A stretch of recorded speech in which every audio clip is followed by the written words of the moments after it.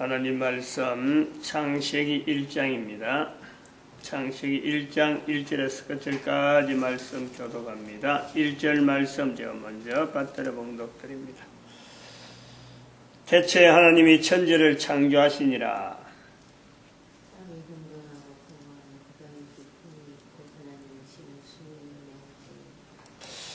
태초에 하나님이 천지를 창조하시니라. 이 말뜻을 모르진 않습니다. 천지는 창조되었다. 성경이 널리 읽혀지는 때에 인류 역사 이래로 천지 창조 이래로 성경이 읽혀지는 범위 자꾸 읽혀지나요? 여러 사람들에게 읽혀지는데 성경의 맨 첫 번째 나오는 첫 줄 한 문장, 이 문장에 대한 이 표현은 성경은 많이 읽혀지고 또 성경을 읽는다고 하는 그 무리들, 특별히 또 성경을 전하는 이 구조가 성경을 알리며 성경을 또 근거로 하고 있는 구조의 그 교회라는 것이 있잖아요. 오늘날 교회는 성경 빼고 나면 교회가 안 되죠. 철저히 성경을 근거로 하고 있는데 성경의 맨 첫 번째 나오는 이 문장에 대한 표현을 교회가 세워지는 만큼 성경을 많이 읽혀진다고 하는 교회가 세워지는 만큼 사람들이 이거 참 표현을 하느냐. 거꾸로 같아요, 거꾸로, 오히려. 교회 다니는 사람들이 다 이걸 부인한다, 다 받아들인다, 이것 자체는 우리가 뒤로 치고, 뒷전으로 이것 자체를 갖고 근거를 하고 그럴 건 없고, 모든 인류를 가지고 다 대상으로 해볼 때에 인류 전체에서 최초에 하나님이 천지를 창조하시니라 라는 사람이 많을까? 아니면은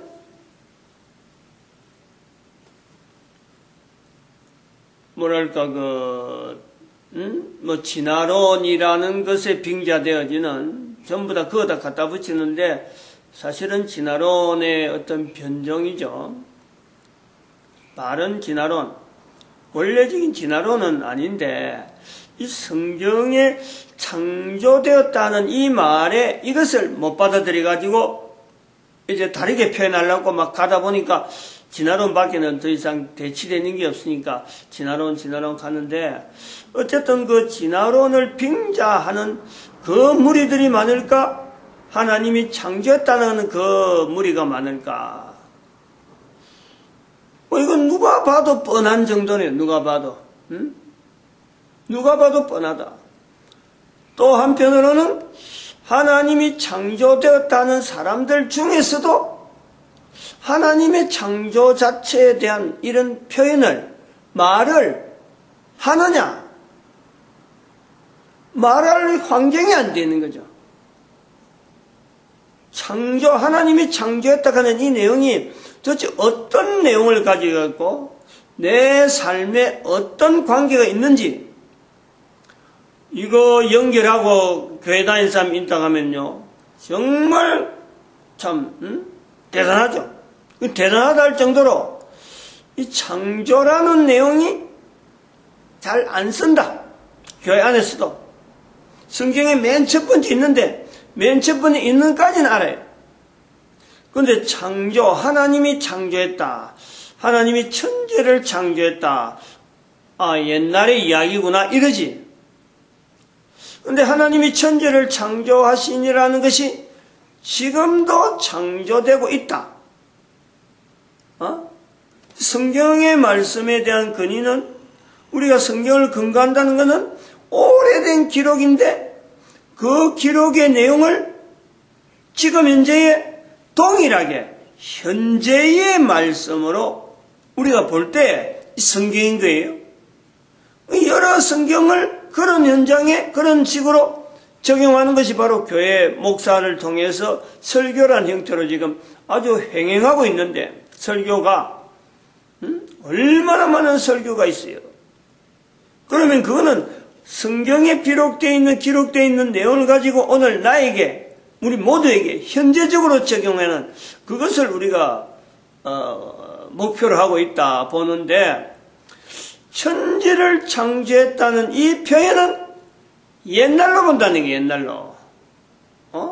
천지는 처음에 만들어질 때에 하나님이 만드신 것으로 보는 거죠. 천지 창조는 지금은 관계없다, 이래 보는 거죠. 이것 자체가 바를까? 그러면은, 그렇기 때문에, 어쩌면은, 하나님이 태초에 천지를 창조하셨다는 말을 안 쓴다. 성경에 맨 첫 번째 나오면 이 말이 있는데, 그건 어련히 이런 말이 있는 것이, 이건 성경이다 하는 정도로 하나의, 어떻게 보면 표면, 성경을 나타내는 대표적인 언어, 이 정도밖에 안 된단 말이야. 그럼 그렇게 봐야 되는 것이 옳으냐? 성경에 복음 많이 되고 태초에 하나님이 천지를 창조하시라는 것은 성경의 첫 번째 구절로서 상징적인 표현으로만 여기는 것이 옳으냐? 우리 한번 생각을 해야 되겠죠. 이렇게 되면은 지금이 만약 그냥 넘어가 버리면 이게 옳다 옳지 않다, 지금까지 넘어오는 대로 성경의 제일 첫 번째 문장에 태초에 하나님이 천지를 창조하시나라고 표현이 있다. 그 정도로 아는 것으로서 그것이 성경이라는 것으로 하나의 상징성으로만 끝인다면은, 지금까지 넘어왔다면은, 그것이 그런 정으로 왔다면은, 이걸 여기서 문제로 제기 안 하고 놔둬버리면 앞으로 가면 어떻게 되겠느냐 이거죠. 앞으로 가면 지금까지 넘어오는 추세로 봐갖고 앞으로 가면 갈수록 하나님이 천지 창조한 것에 대한 그것이 많이 알려질까? 안 그러면 지나가야 가는 이 내용에서 많이 알려질까? 대치되어져서 그냥 이긴 자 저인 가하고 번복으로 쓸 수 있는 내용이 될까? 그래서 이거를 우리가 고려할 적에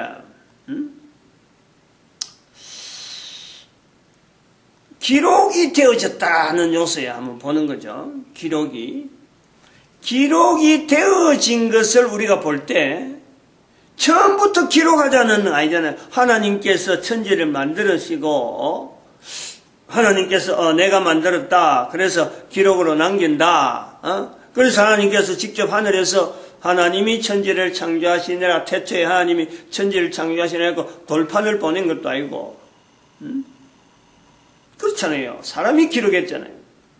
그럼 여기 기록하는 시점과 기록해야 될 이유, 기록해야 될 환경, 그럼 기록이라는 게 오늘날처럼 컴퓨터에서 문자 쓰듯이 막 지워버리고 다시 쓰고, 지워버리고 다시 쓰고, 그러면 네가 한번 써봤나? 내가 써봤는데 이래 보니 안 됐네. 네가 쓴 게 더 낫네. 그래서 잘 쓴 거.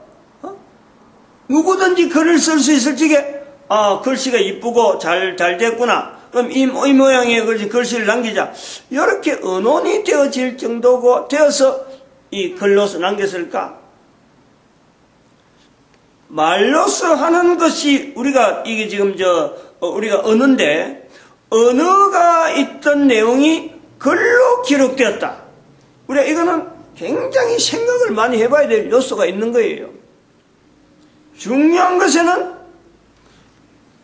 기록해야 될 분명한 어떤 요구, 기록해야 될 필요성, 이거 없으면은 누가 기록을 하겠어요? 그리고 기록해야 될 문자잖아, 문자. 문자가 통용이 돼야 되네, 통용이. 네가 쓰고 있는 말인데, 말은 통할 수 있겠는데, 이 말을 통할 수 있는 어떤 문자적인 형태가 약속이 안 돼 있으면은, 어떻게 기록으로 남기겠어요? 그건 낙서지. 자기가 그리는 그림이지. 자기 혼자만 아는 거 아니에요? 우리 한번 고려를 해봐야 된단 말이에요. 그러면은 하나님께서 태초에 천지를 창조하시니라 하는 이 내용이 하나님께서 분명히 태초에 천지를 창조하셨는데 이 하나님이 하신 일을 사람이 적어도 한 사람 아닌 두 사람 이상이 어떤 공통된 언어, 표현이 있고 그 다음에 문자가 있고 그리고 이것이 문자로서 기록해야 될 분명한 어떤 이유, 환경이 주어질 때에 이 내용을 기록하지 않았을까라는 거죠. 말을 많이 하면은, 동일한 말을 많이 하면은요, 기록에 대한 필요가 없어요. 동일한 말을 많이 하면. 동일한 말을 많이 들으면은 기록해야 될 이유를 그렇게 찾지 않겠죠. 동일한 말을 많이 하는 시대에 살았던 사람이, 동일한 말을 많이 듣던 시대에 살았던 사람이 많아지는데 동일한 말이 많이 전해지는 것이 그게 옛날부터 들어왔던 그 동일한 말이 가면 갈수록 듣는 것이 옅어질 때, 들은 것이 옅어질 때에 앞에서 많이 들었던, 세월을 지나가면서 앞에서 많이 들었던 내용을 지금 시대 사람이 말을 하지 않는구나. 앞에 있었던 그 말이 지금 있는 사람도 해야 되는데 안 하구나. 그러면 안 하는 이 사람들에게 자기도 이제는 다른 사람이 있다가 사라지는 거 보면서 나도 사라지게 될 텐데 내가 사라지고 난 뒤에도 이 사람들에게 내가 꼭 알고 있었던, 이거는 모든 사람이 알아야 되는 내용인데 말하지 않을 때에 그 과정을, 중간 과정에 있는 사람이 앞에와 뒤를 보고 또 그 뒤와 자기가 없어질 때, 내가 사라지고 났을 때라도 이 내용은 있어야 되는 내용이다 라고 할 때에 자기 죽음까지 볼 때 그러는 거예요. 자기가 존재되어지고 있을 때는 자기가 말을 많이 하면 되는데 자기가 존재되어진 것에서 끝이라는 것이 분명히 예상되어질 때 말을 자기가 생각했던, 자기가 알고 있던, 지금 사람은 잘 모르지만은 꼭 해야 될 이 말이, 나타내야 될 말이 남겨야 되겠다 하는 필요성을 느끼지 않을까. 그 필요성이라는 것은 단순하게 하면 하고 내가 남기면 남기고 못 남기면 할 수 없다 이런 정도가 아니겠죠. 아주 절실해야 되겠죠. 절실. 필요는 필요한데 그냥 누가 해주겠지, 누가 할 수 있는 사람 나오면 해주겠지 이런 정도가 아니고 내가 절실하게 되어질 적에 그 사람이 쓰지 않겠나 이거죠. 그러니까 필요라는 것 자체를 글로서 기록해야 될 내용에서 필요라는 것은 지나간 어떤 환경을 분명히 염두에 두고 그리고 앞으로 돌아올 환경을 분명히 자기 자신이 글을 남긴다는 사람 자체가 사라지는 것에 대한 분명한 염두에 둘 때, 그리고 지금 현재의 상황에서 과거와 미래에서 현재 내가 이 내용에 아주 절실한 필요를 내가 느낄 때 나타내는 언어, 그것이 기록이 되어지지 않을까라는 거예요. 그럼 이것이 어느 정도 절실하냐? 그런 것도 우리가 볼 수 있잖아요. 어느 정도 절실할 때, 이게 보통 절실한 게 아니에요. 분명한 내용인데, 분명한 어떤 필요에 응하고, 이게 소통이 돼야 되고, 많은 사람들이 말을 해야 되는 그 어떤 간절함, 그것을 어느 정도일 때에 이런 관계가 나올까라는 걸 한번 생각해 보는 거예요. 다른 사람들은 말이 막 돌아댈 때 똑같은 말이 막 돌아대면요, 필요성을 느끼지 않는다. 어느 정도 사람들이 이 말을 쓰지 않는데 이 말이 있어야 된다. 그래서 기록하게 될까? 기록을 남기게 될까? 이거는 앞으로 성경을 볼 때에 성경 전체에 적용할 수 있는 요소가 되는 거예요. 그냥 우리는 성경 돈도 얼마 안 되고 하니까 아무나 책 받아서 쓱 받아가지고, 성경이네 하고 이렇게 흔한 것 속에서요, 글자가 나오지가 않아요.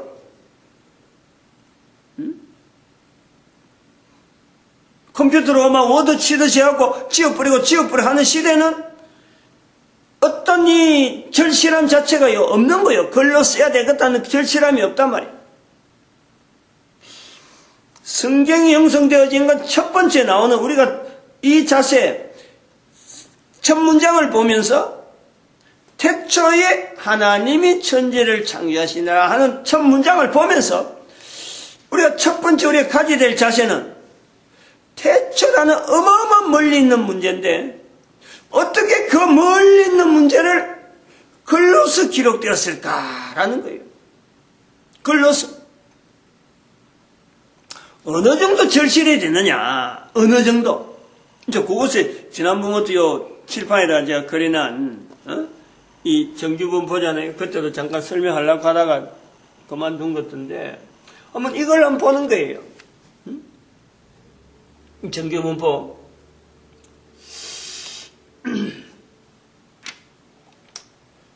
우리가 이게 이런 정규분포는 개념이 뭐냐면은 사람이 하는 행동에 대한 예측,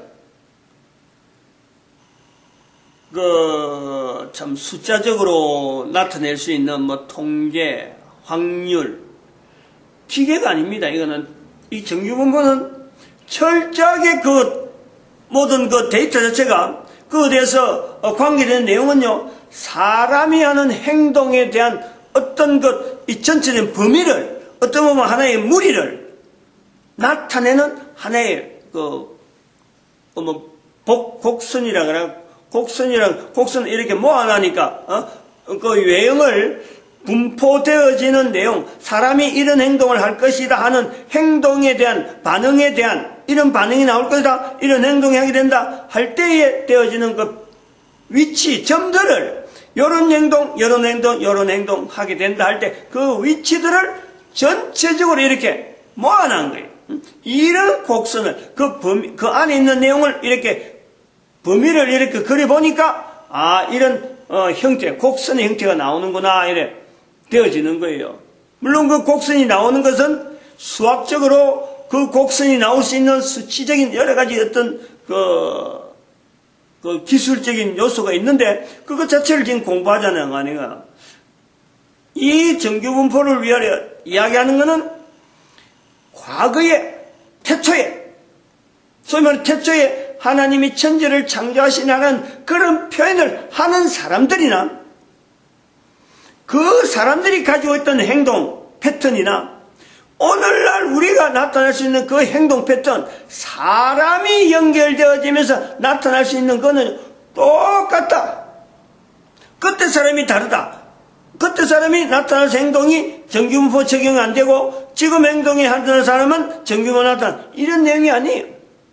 정규분포는 수학의 발달로서, 수학이 발달해가지고 나름대로 곡선 형태가 나오고 여러 가지 좀 도형이나 이런 여러 가지 방정식들이 나오는 가운데 그것이 변화돼서 일반 숫자적인 일반 방정식이나 일반 등식 갖고 설명이 안 되는 그 내용이 이게 정규분포입니다. 정규분포 곡선이라고 그러죠. 곡선. 그래서 그렇게 사람이 하는 행동에 대한 어떤 근거를 두고 있기 때문에 사람이 하는 행동에서 어떻게 행동이 될 거냐 이런 것을 집중적으로 다루기 때문에 일반 등식 논리를 가지고 방정식이면 방정식 이런 내용 가지고 하는 건 전혀 아니에요. 전혀 개념이 다른 거예요. 예를 들어서 우리가 사람이 동전을 던지는데 동전에 앞뒷면이 있단 말이에요. 사람이 하는 행동, 동전을 던지는데 동전이 뒷면이 나올 내용, 앞면이 나올 내용 이런 거예요. 던지는 것을 사람이 하는 행동과 관계되는 거예요. 그래서 사람이 어떤 상황이 어려운 상황을 만날 때 어떻게 반응하느냐? 어떤 행태를 한다? 몇 프로? 어떤 행태를 한다? 몇 프로? 사람이 하는 행동을 전반적으로 나타내고 있다는 거예요. 이제 여기서 이제 비추어서 비약해서 이 정규분포를 가지고 물리적인 여러 가지 어떤 형태를 설명하는 게 지금 천천하게 연결하는 거예요. 다른 수학이 들어가기 힘드는 최고의 마지막 범위가 이게 정규분포가 들어가는 거예요. 일반 수학 설명으로 못할 적에 그에 대한 판단을 사람이 결정을 해야 되는데 이게 어디다가 결정을 할 거냐 하는 마지막 판단 부분에서 정규분포가 들어간단 말이에요. 이 정규분포를 통해서 우리는 지금에 있는 사람과 태초에 하나님이 천지를 창조하시니라 하는 말을 하게 될 때 그 시대 사람, 그하고 우리가 동일한 사람으로 놓는 거란 말이에요. 이걸 일단 받아들여야 돼요. 그래서 그 당시에 태초에 천지를 창조하시니라 하나님이 천지를 창조하시라는 그 시대 사람이 어느 정도 이게 절실해서 이 언어가 절실하냐 그 내용을 설명하는데 이 정규분포에 있는 이 사람의 행동에 대한 이 표현을 같이 연결하면은 어떤 그 숫자적으로 그때하고 지금하고 얼마나 절실할까 하는 어떤 비교가 되어지는 그런 요소가 있어서 이 정규분포를 제가 지금 인용을 하려고 한단 말이죠. 그러니까 정규분포에 대한 설명도 어느 정도 인지가 돼야 되고 어느 정도 인식이 이건 벌써 요즘은 중학교 정도 되면 이게 다 나와버려요. 다 활용하는 거라.